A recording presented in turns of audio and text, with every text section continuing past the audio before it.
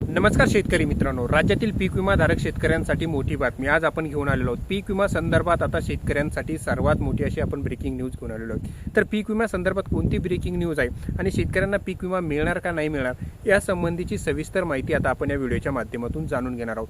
त्याचबरोबर पीक विमा तुम्हाला मिळाला असेल तर कमेंटमध्ये सांगा, नसेल मिळाला तरी सुद्धा सांगा। तर शेतकरी बांधवांनो, काय ही महत्त्वाची बातमी ती आता आपण या व्हिडिओच्या माध्यमातून जाणून घेऊया। तत्पूर्वी तुम्ही जर आपल्या चॅनलवर नवीन आला असाल तर चॅनलला लाईक, शेअर आणि सबस्क्राईब करायला विसरू नका। चला तर आता आपण आपल्या व्हिडिओला सुरुवात करूया।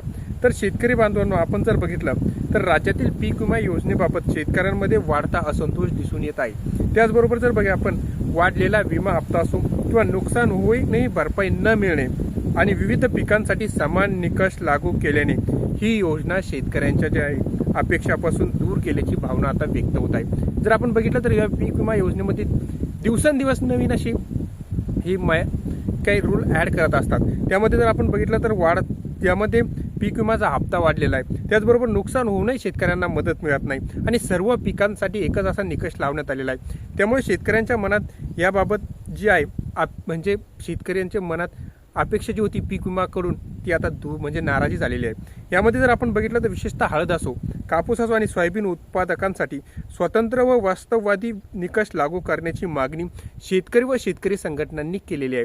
कारण आपण जर बघितलं तर आपल्या महाराष्ट्राचे जे प्रामुख्याने जे पिकं असतात ते असते हळद, कापूस आणि सोयाबीन आणि यासाठी अशी विशिष्ट अशी पीक विमामध्ये नवीन निकष लागू करून वेगळी पीक विमा योजना तयार करावी अशी मागणी शेतकरी आणि शेतकरी संघटनांनी केलेली आहे। त्याचबरोबर जर आपण बघितलं तर यावर्षीच्या पीक विमा योजनेत नैसर्गिक आपत्तीसह विविध कारणामुळे झालेल्या नुकसानीला भरपाईची तरतूद केलेली आहे। मात्र नव्या योजनेत उत्पादनावर आधारित निकष लागू झाल्याने प्रत्यक्ष नुकसान होऊनही अनेक शेतकरी भरपाईपासून वंचित राहत आहेत। जर आपण बघितलं तर एकच निकष लावलेला आहे, तो कोणता आहे की आपण जर बघितलं त्यामध्ये की पीक कापणीनंतर डायरेक्ट एकच निकष आणि त्याच्यावर शेतकऱ्यांना पैसे देण्यात येतात। परंतु जर त्याच्यापूर्वी जर शेतकऱ्यांचं नुकसान झालं तर अशा शेतकऱ्यांना ही नुकसान भरपाई मिळत नाही आणि त्यामुळे मग शेतकरी या पीक विम्यापासून वंचित राहू लागलेले आहेत। अशात जर आपण बघितलं तर परिणामी मोठ्या प्रमाणावर शेतकऱ्यांनी पीक विमा कंपन्यांकडे आता पाठ फिरवलेला आहे। म्हणजे याचा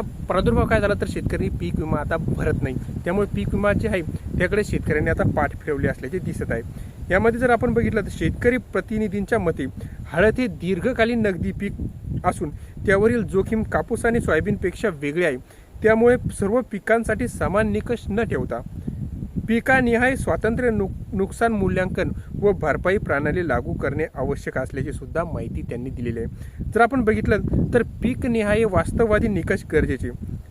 राळेगाव कृषी उत्पन्न बाजार समितीचे जे सभापती आहे डॉक्टर प्रफुल्ल मानकर यांनी सांगितले की उत्पादनाच्या सरासरीवर आधारित निकषांमध्ये अनेक नुकसानग्रस्त शेतकरी भरपाईपासून वंचित राहतात। पिकनिहाय वास्तववादी निकष निश्चित करणे सुद्धा गरजेचे आहे। आता आपण काही अटी व शर्ती समजून घेऊया। तालुका कृषी अधिकारी सुहास बडे यांनी सांगितले की गत वर्षी पीक विमा नुकसान भरपाई संदर्भात कोणतीही भरपाई मिळालेली नाही। यंदाही योजना बदललेल्या स्वरूपात राबवण्यात येत असून शेतकऱ्यांसाठी अटी व शर्ती समजून घेणे सुद्धा कमी आहे। जर आपण बघितलं तर यामध्ये महत्त्वाची जी अट आहे ती म्हणजे शेतकऱ्यांचा आता विश्वास कमी होतोय। शेतकरी प्रदीप झुने यांनी सांगितले आहे की सरकार आणि विमा कंपन्यांनी शेतकऱ्यांप्रती अधिक जबाबदारी राहणे गरजेचे आहे। नुकसान होऊनही भरपाई मिळत नसल्याने शेतकऱ्यांचा विश्वास आता पीक विमा कंपन्यांवरचा आणि विमा भरण्यावरचा कमी होत आहे। मदत पारदर्शकपणे मिळायला हवी। शेतकरी अनय काकडे यांनी सांगितले की पूर्वीच्या तुलनेत नव्या योजनेत अनेक अटी वाढलेल्या आहेत, त्यामुळे प्रत्यक्ष नुकसान होऊनही भरपाई मिळण्याची शक्यता अगदी नगण्य किंवा कमी प्रमाणात आहे। नुकसानग्रस्त तातडीने आणि पारदर्शक पद्धतीने मदत मिळायला हवी असे सुद्धा त्यांनी म्हटले आहे। सहभाग आणखी कमी होण्याची भीती सुद्धा वाढलेली आहे। शेतकरी संघटनेच्या मते पीक विमा योजना प्रभावी करण्यासाठी पिकानिहाय निकष, पारदर्शक नुकसान मूल्यांकन, वेळेत भरपाई आणि विमा कंपन्यांनी आर्थिक जबाबदारी निश्चित करणे आवश्यक आहे। अन्यथा योजना केवळ कागदोपरी राहून शेतकऱ्यांचा सहभाग आणखी कमी होण्याची भीती सुद्धा निर्माण झालेली आहे। आता शेतकऱ्यांना पूर्वीप्रमाणे मदत मिळावी अशी सुद्धा बऱ्याचशा शेतकऱ्यांची मागणी आहे। बघू आता शेतकरी यावर सरकार काय निर्णय घेते। माहिती जर आवडली आणि तुम्हाला जर पीक विमा मिळाला असेल किंवा नसेल मिळाला तुम्ही कमेंटमध्ये नक्की सांगा। धन्यवाद।